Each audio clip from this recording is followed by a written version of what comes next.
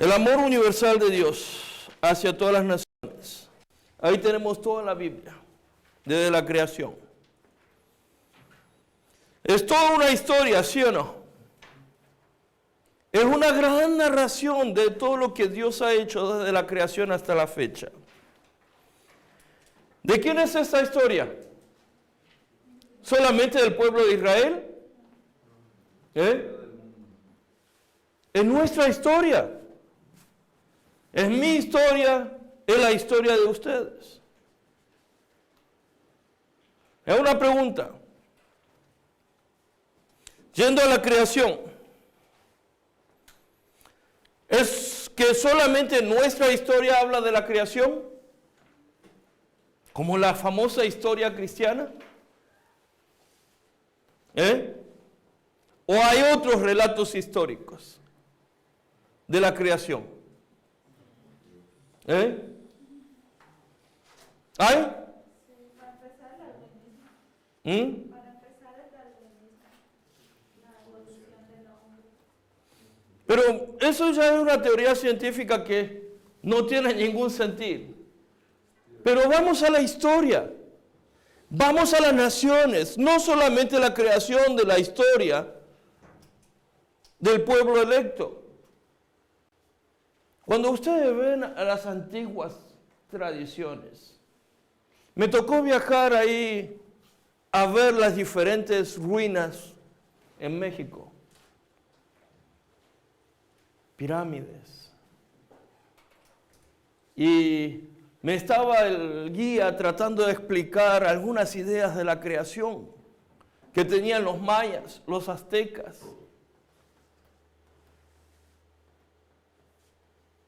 Cuando nosotros vamos a diferentes relatos históricos de Babilonia, Egipto, cuando vamos a la tradición de China, Corea, hablan de sus ideas de la creación, ¿sí o no? ¿Qué historia es? Todos tratan de recordar en sus historias para llegar ¿a dónde? A la famosa creación. De alguna manera, en las culturas de las naciones, en las historias de las naciones, han quedado rastros de lo que es la creación de Dios. Cuando ustedes van al Antiguo Testamento y empiezan a estudiar las tradiciones, hablan de los relatos de Enuma Elish. Y muchos arqueólogos, muchos eruditos del Antiguo Testamento tratan de ver la relación que hay entre Enuma Elish, el relato de la creación de Babilonia, con el relato de la creación bíblica. Y es muy interesante. La relación de la historia de la creación, de la historia de la humanidad.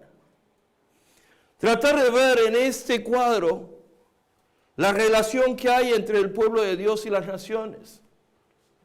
Cómo Dios ha estado trabajando desde la creación en traer las naciones a participar, a llegar a ser su pueblo. Constantemente la invitación de Dios. En el Antiguo Testamento van a poder ver todo, a través de todos los libros. Vayamos al Éxodo a ver. ¿Por qué Dios desafía al pueblo de Israel hacia el Éxodo? ¿Por qué hay Éxodo? ¿Por qué?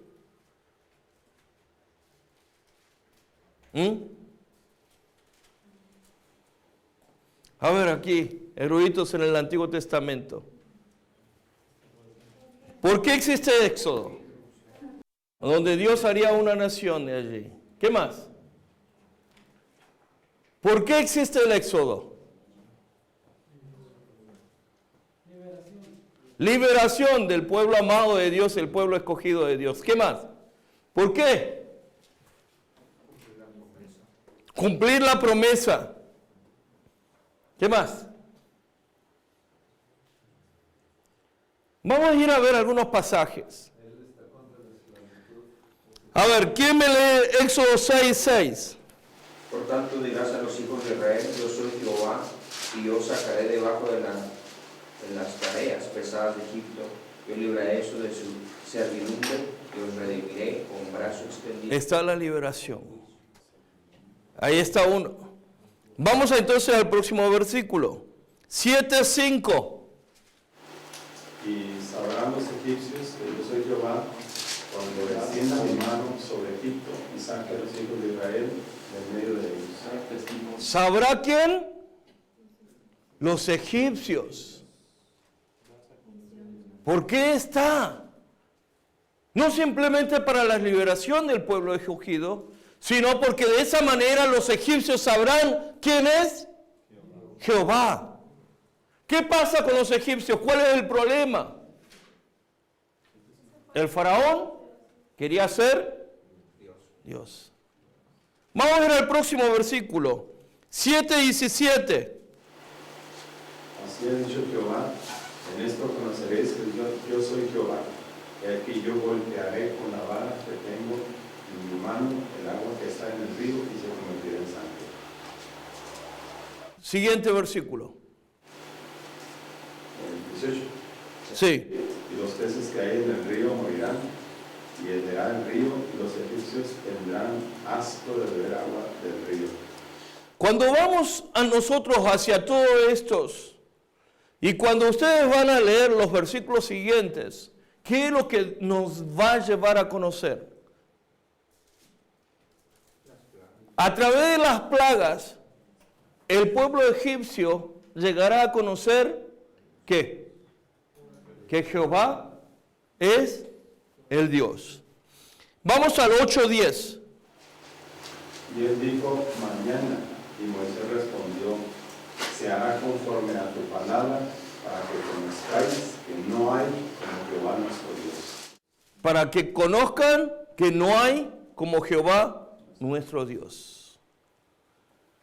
El siguiente, 8:22. Y aquel día yo apartaré la tierra de Gosén, en la cual habita mi pueblo, para que ninguna clase de moscas haya en ella, a fin de que sepas que yo soy Jehová en medio de la tierra. A fin de que yo sea Jehová en medio de Israel, ¿o en medio de qué? En medio de la tierra. Vamos a ir al próximo, 8:28. Dijo Faraón, yo os dejaré para que ofrezcáis sacrificio a Jehová vuestro Dios en el desierto, con tal de que no vayáis más lejos.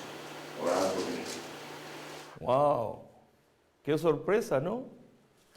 Faraón, ¿qué dice el faraón? También otro por él. ¿Ven cómo vemos el transmover de la historia? Muchas veces hablamos Éxodo, liberación del pueblo de Israel, la respuesta de Dios hacia las oraciones y peticiones de Israel, y hasta ahí llegamos. Cuando vamos a 9:16. Y a la verdad yo te he puesto para mostrar en ti mi poder y para que mi nombre sea anunciado en toda la tierra. Yo te he puesto ¿qué? Para mostrar en ti mi poder y... ¡Wow! ¡Qué hermoso llamado misionero!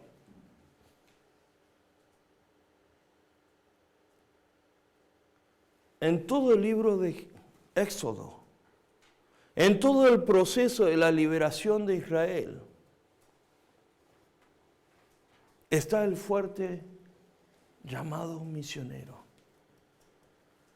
Para que Egipto conozca que yo soy Jehová. Para que Faraón conozca que yo soy Jehová. Y para que las naciones conozcan que yo soy Jehová. Le hago una pregunta. Cuando el pueblo de Israel llega a la tierra prometida y están por hacer la primera conquista, ¿quién estuvo allí?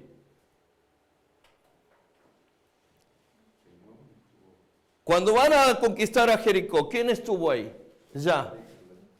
Cuando van Josué y cuando van los espías, ¿quién estuvo ahí? ¿Quién le atiende? La prostituta. ¿Cómo se llama? Rahab. ¿Conocía ella de Jehová? ¿Eh? Ya había oído. ¿Por qué? Porque lo que había sucedido en Egipto y todo en la trayectoria, ya habían llegado a ellos y ellos ya estaban atemorizados. ¿Quién es Jehová? El Dios de la tierra, el Dios de la creación. Y eso es lo que se está mostrando. El propósito del éxodo no es simplemente la liberación del pueblo de Israel, sino que a través de aquel proceso, Egipto y las naciones puedan conocer a Dios. Cuando el pueblo de Israel sale del éxodo al desierto, se estiman los arqueólogos que habían aproximadamente 1 millón de personas que acompañaron en su desfile en el desierto. 1 millón. ¡Wow! Mucho, ¿no? ¿Serán que de aquellas 12 familias que llegaron con José, unos 200 años antes, han dado tanto fruto de tener engendración para tener 1 millón?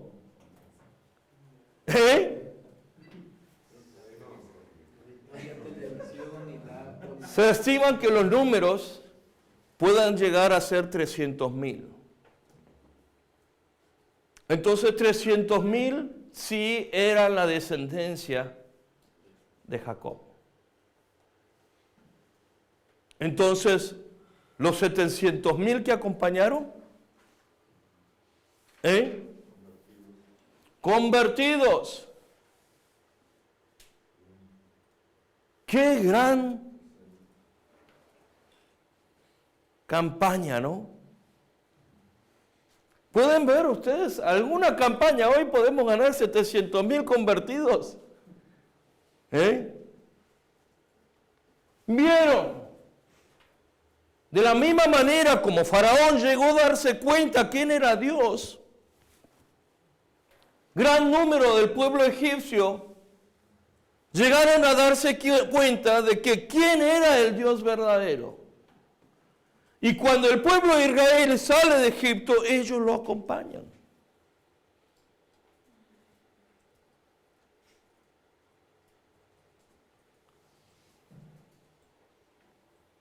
Necesitamos mirar toda la historia otra vez. Quiero que alguien busque Romanos 9, 17. Porque la Escritura dice a Faraón: para esto mismo te he levantado, para mostrar en ti mi poder y para que mi nombre sea anunciado por toda la tierra. ¿Cuál es el propósito del Éxodo? Es la misión. El propósito del Éxodo es la misión de Dios en alcanzar las naciones. El propósito del Éxodo es que el nombre de Dios, que Dios se haga conocerse en Egipto. El propósito de misión de Dios en Éxodo es que los pueblos de las naciones, todas las naciones puedan llegar a conocer quién es Dios.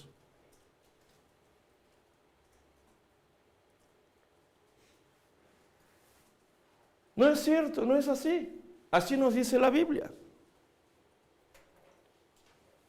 Muchas veces no llegamos a ver un poquito más allá. Cuando ustedes hagan el trabajo, yo quisiera que ustedes puedan empezar a ver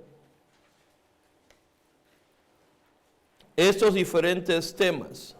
Ustedes tienen este cuadro en página 55. Aquí están puestas las diferentes categorías fundamentales de la misión y están todos marcados ahí los diferentes áreas de la misión.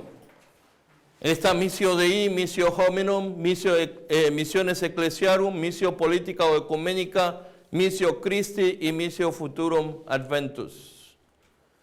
Y en otro hilo están los diferentes temas.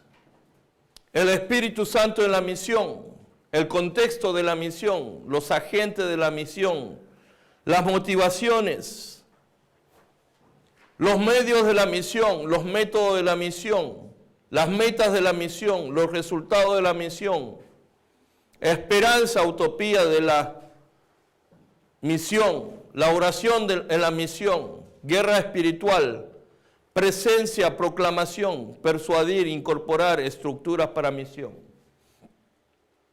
¿Qué es lo que deseo que ustedes puedan empezar a desarrollar cuando ustedes elijan un texto, un personaje? Que ustedes puedan tomar en conciencia estos diferentes aspectos de la acción misionera y puedan ir viendo. Supongamos que elegimos agente de la misión. ¿Quién? ¿Por qué? Y vamos a poner mi ejemplo. Agente de la misión. Dios me ha llamado, ¿sí o no? El primer cuadro, Missio Dei. ¿Quién escoge Dios como agente? ¿Ah? Juan Lee. Entonces, Missio Dei, ¿quién escoge Dios? Missio hominum, el uso de Dios, el instrumento humano. ¿Quién es Juan? ¿Quién es Juan?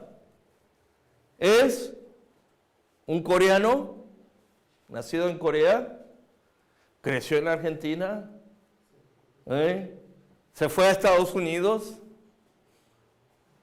y Dios tuvo un propósito especial y lo trajo a México. ¿Quién es el personaje de Juan? Tercer elemento, misiones ecclesiarum. En medio de la estructura, Dios obra por varios medios a través del pueblo de Dios, ¿sí o no? ¿Quién envía a Juan? ¿Qué agencia envía a Juan aquí a trabajar en México? La iglesia All Nations que Dios ha preparado ya de antemano, lo ha llamado a la estructura de All Nations, de la iglesia Osnurí de Los Ángeles, a tener una visión, a plantar un seminario aquí, y ellos lo envían a Juan. ¿Qué es la iglesia Osnurí? Es una iglesia coreana en Los Ángeles, una iglesia de diáspora de la colectividad coreana en Los Ángeles, Estados Unidos. Y es una iglesia que pertenece a la denominación de la Iglesia Reformada de América.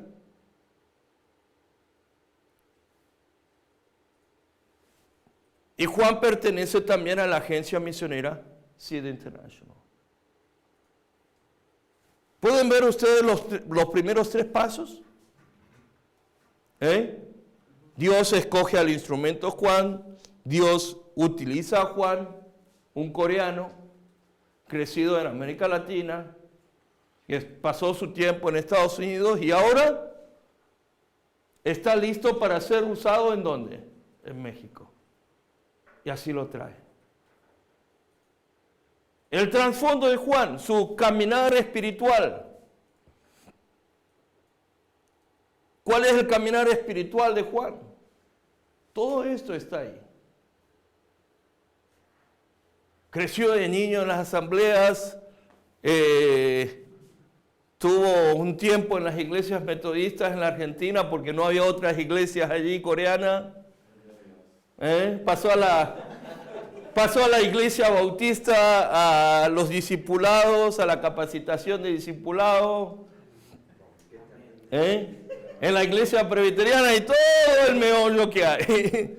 Y al final Dios escoge un Juan que tiene un crisis de identidad. Que no sabe quién es. Misión política o ecuménica. ¿Es parte de qué? De la diáspora coreana. ¿Sí o no? ¿En dónde trabaja? En México. ¿En dónde trabaja? En la frontera mexicana-americana. Ya ahí estamos empezando a estudiar, ¿sí o no? Entrando un poco. Missio Christi. Es la misión mesiánica de Dios a través de Jesucristo. Una pregunta. ¿Cuál es la cristología que Juan tiene? ¿Cuál es la cristología que Juan conoce? ¿Qué entiende Juan de misión de Cristo? ¿Quién es Cristo? ¿Quién es Jesús en la vida de Juan? ¿Qué lugar ocupa Cristo en la obra que Juan desarrolla en México?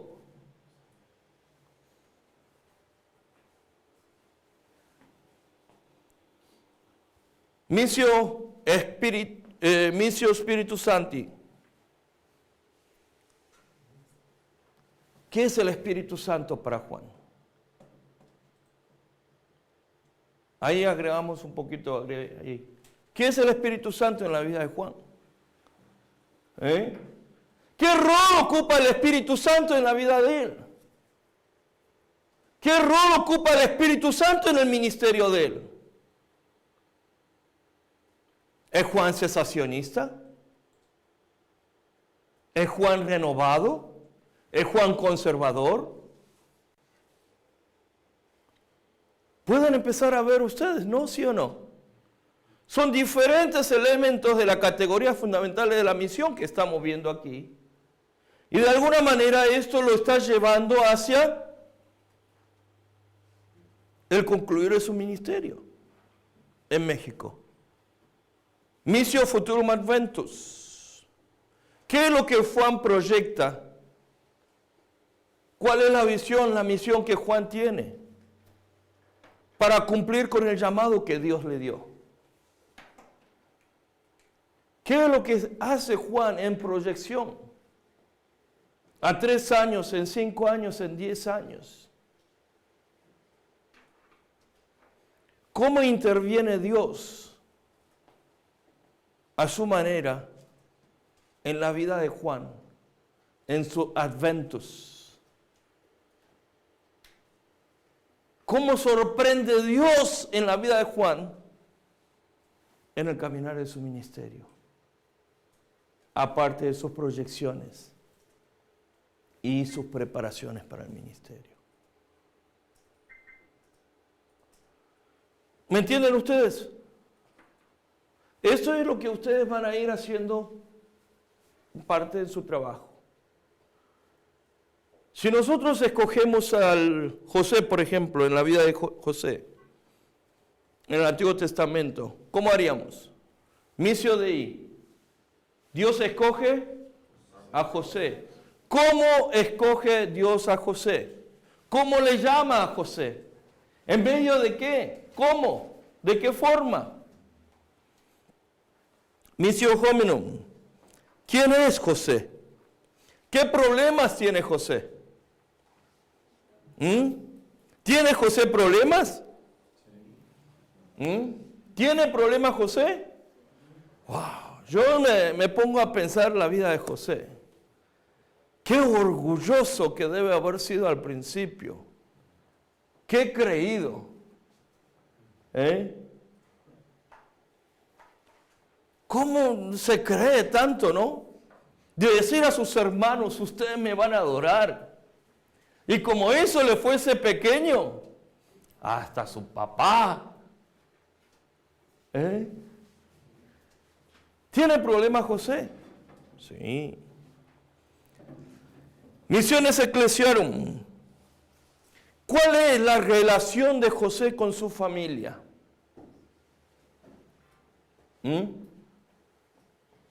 ¿Cuál es la relación de José con su familia? Con sus hermanos, con el grupo. Misión política ecuménica.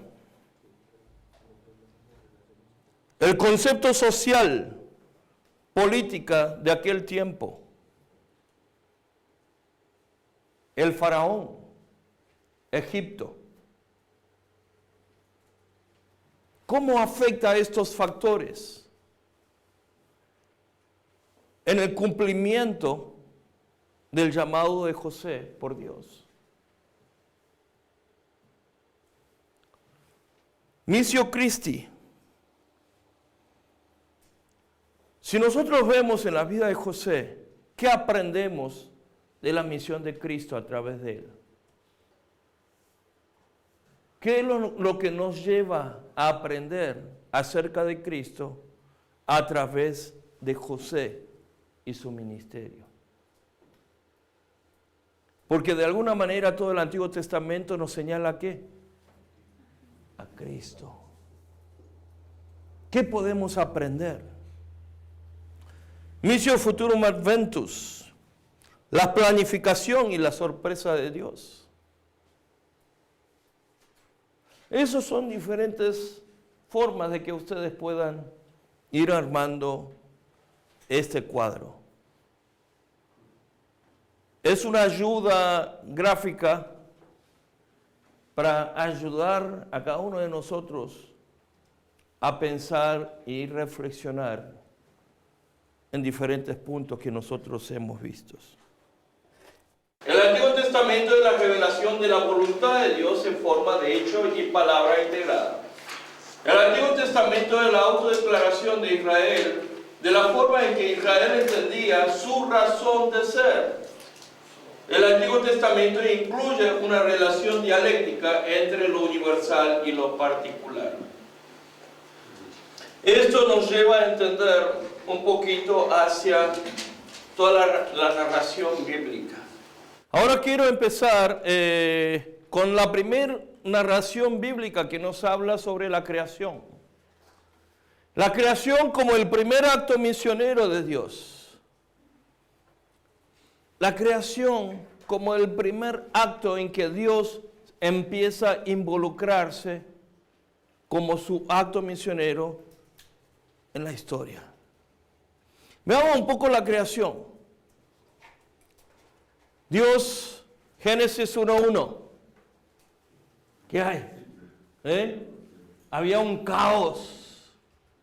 Había un caos en la tierra. Y Dios empieza a hacer su primer acto de presencia. Y empieza a dividir ¿qué?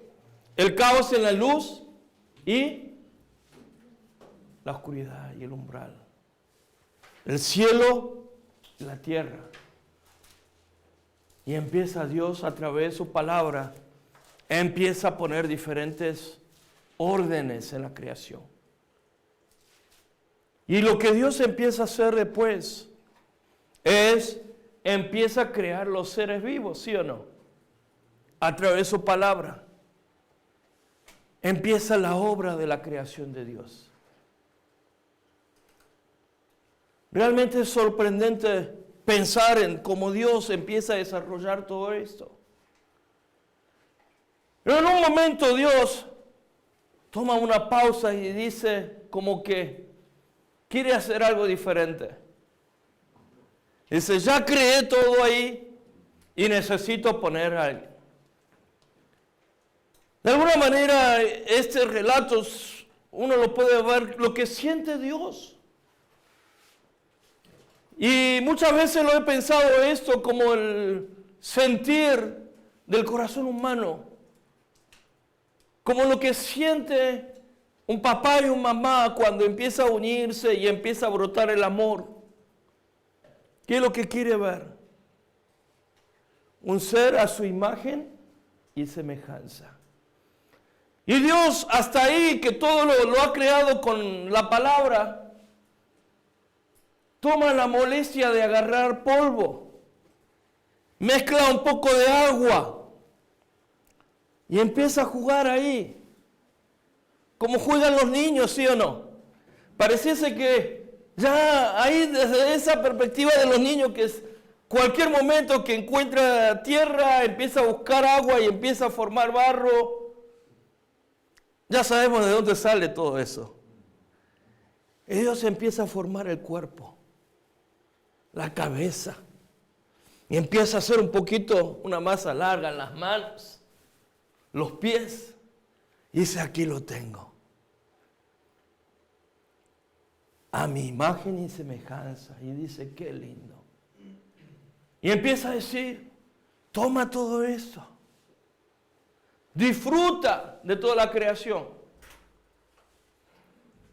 Pero un día Dios lo ve al pasear con Adán y ve que el hombre está solo. Y le parece que algo no está bien.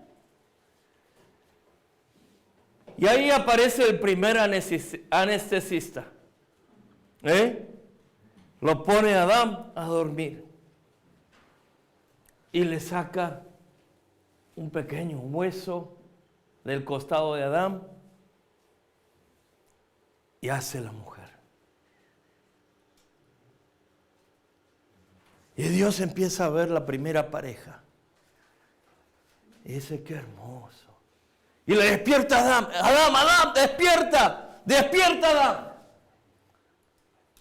Y lo despierta Adán. Y Dios le dice, mira aquí la sorpresa. Yo me imagino ahí en mi infancia cuando ahí mis papás agarraban algún regalito y decía, sorpresa. ¿Qué? Un gusto, ¿sí o no? Y Adán ve por primera vez. ¡Wow! ¿Se imagina la sorpresa de Adán? ¡Wow! ¡Qué hermosa! Ustedes lean en Génesis. Vean las declaraciones de Adán y traten de ver lo que Adán se sorprende. ¡Wow! Belleza de las bellezas. Belleza de toda la creación. Contento. Muy contento.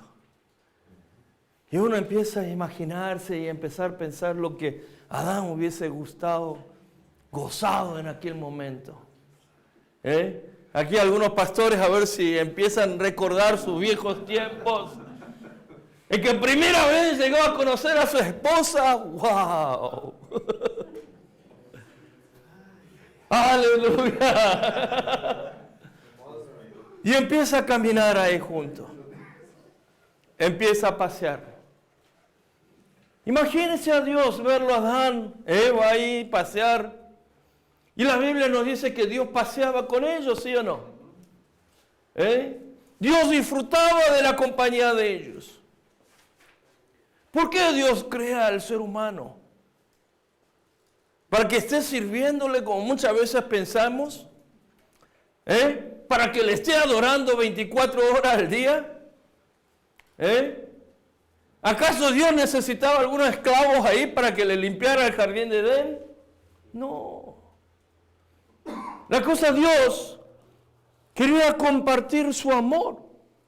La Biblia nos dice, Dios es amor, ¿sí o no? Y en su esencia Dios comparte y disfruta de la vida. Un día, Dios llega y Adán y Eva no está. ¿Qué es lo que llega a suceder? Está la serpiente que se acerca a Eva y la empieza a tentar. le empieza a decir mentiras. ¿Dios te dio todo esto? ¿Todo esto? Y yo empiezo a pensar, del momento que Adán y Eva empiezan a nombrar todos los animales del Edén. Wow, este tiene el cuello bien largo, entonces lo llamamos jirafa. Y al caminar Dios le dice, mira aquel que tiene la nariz tan larga. ¿Qué nombre le quiere poner? El elefante. Y todo eso. Pero cuando el serpiente se acerca y le dice a Eva, ¿acaso Dios te dio todo? Empieza a decir, no. Hay un árbol que no lo puedo tocar. Y ahí llega la caída. Veamos cuando Dios llega a Edén. No encuentra a Adán y Eva. Y la Biblia habla de que Dios los buscó. ¿Acaso Dios, será que no lo conoce dónde está? Es el Dios creador. Pero Dios buscó. Dios paseaba con Adán y Eva todos los días. Y en un momento que llega no está. Y Dios empieza a decir, Adán, ¿dónde estás? Adán, ¿dónde estás? Cuando leo ese pasaje yo empiezo a pensar,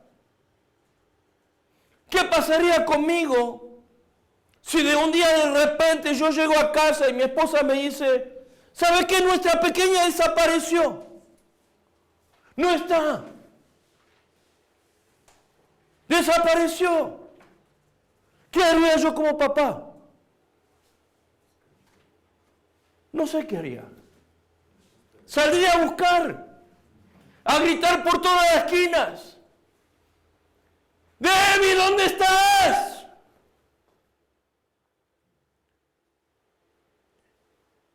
Y yo me empiezo a pensar otra vez en el pasaje. A Dios buscando.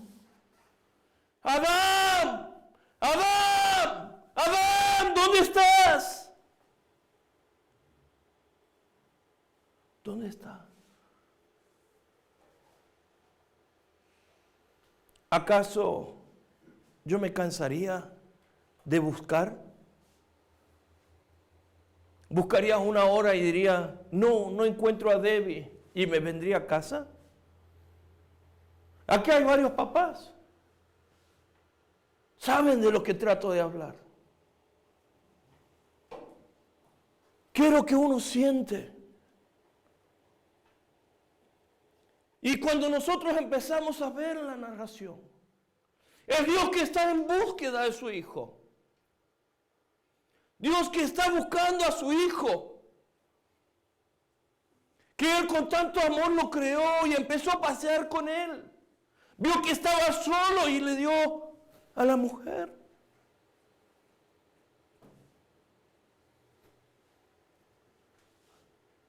El primer acto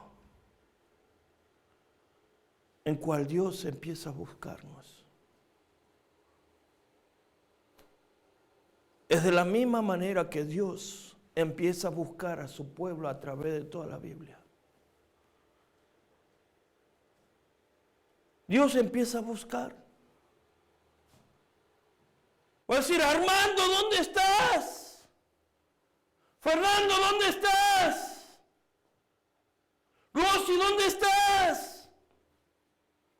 México, ¿dónde estás? Corea, ¿dónde estás?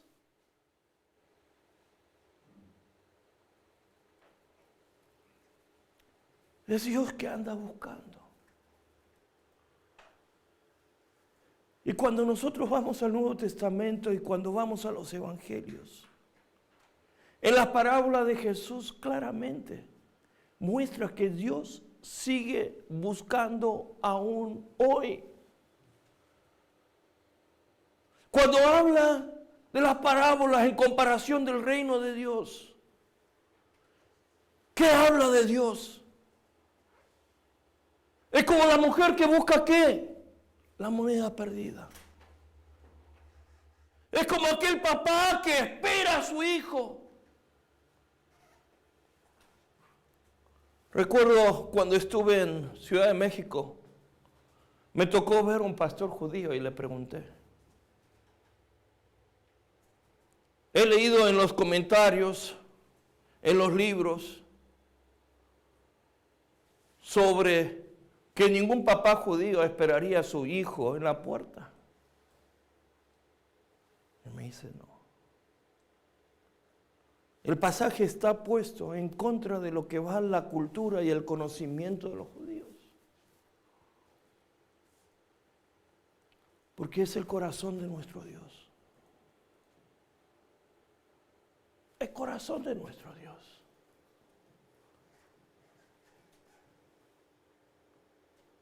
La misión es el Dios que anda buscando a su hijo perdido. De la misma manera que yo como papá andaría buscando de mi pequeña nena si se perdiese. Eso es la narración de la Biblia. Es un Dios que empieza a buscar. Y desde la creación, desde la caída del hombre, hasta la fecha de hoy, es aquel mismo Dios que sigue buscando. Es aquel mismo Dios que está en búsqueda.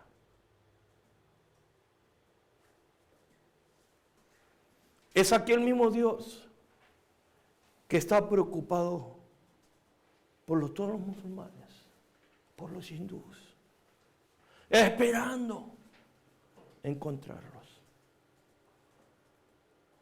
La misión es aquel Dios que nos invita a cada uno de nosotros a la búsqueda. Es aquel Dios que nos invita a buscar.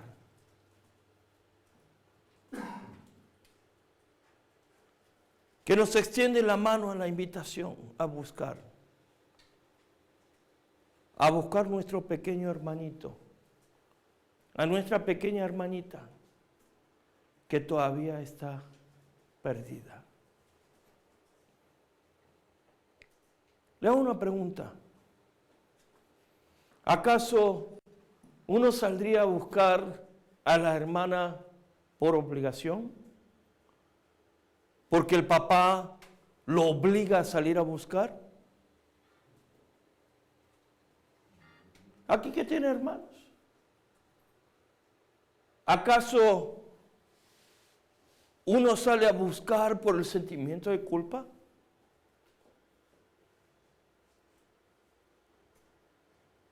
¿Qué es lo que nos lleva a participar en la misión de Dios? Es el mismo amor en la que Dios me ama. Es el mismo amor que yo como papá buscaría a mi hija. Porque ese es el corazón de Dios a cada uno de nosotros. Ese era aquel amor que Dios nos ha dado. Y yo salgo a buscar porque tengo aquel mismo amor de Él. Por cada uno. Es aquel Dios que nos busca. Y quisiera poner este tema como el primer tema en el cual nos abre a entender la narración de la Biblia.